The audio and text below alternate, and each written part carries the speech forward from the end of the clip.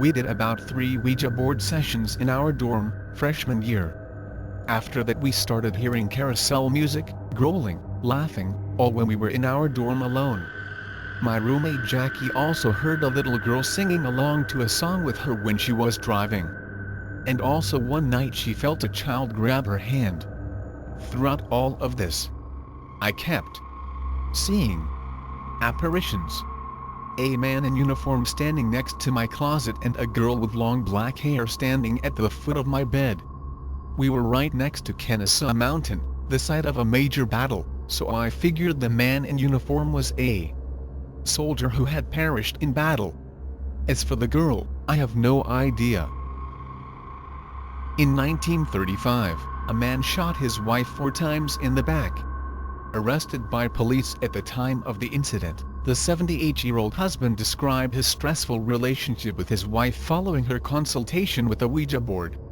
His wife claimed to receive messages during weekly consultations of his infidelity with a neighboring woman. The board allegedly told her that he gave the woman a great deal of money. After each consultation, the wife would give her husband a dark look, and announce that she'd caught him in yet another lie. Over the course of several weeks, the wife tied him to the bedposts with wires, and whipped his body with knotted ropes.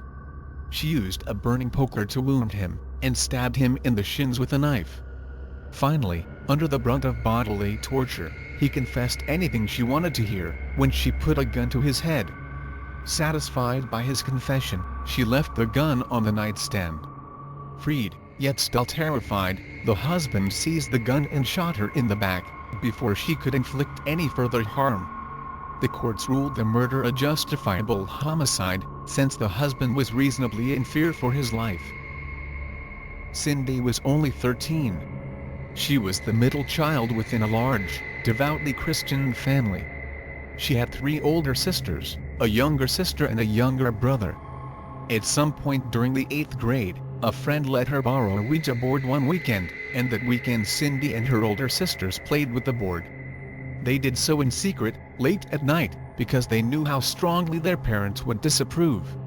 That weekend, the mysterious talking board mesmerized Cindy.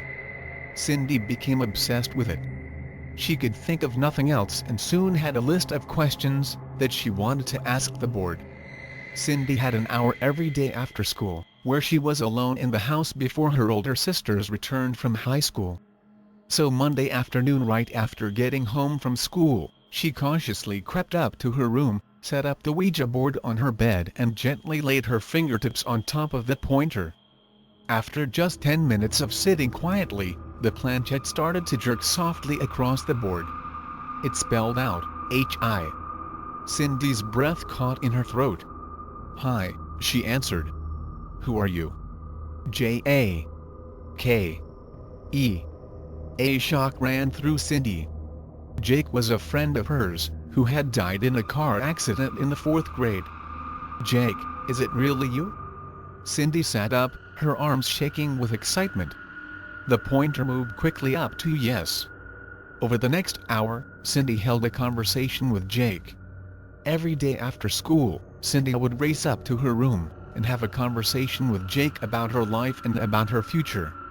But after a few days, the conversations became darker and angrier. By the 2nd week, Cindy had the impression that she wasn't talking with Jake, but instead with a dark and terrible imposter.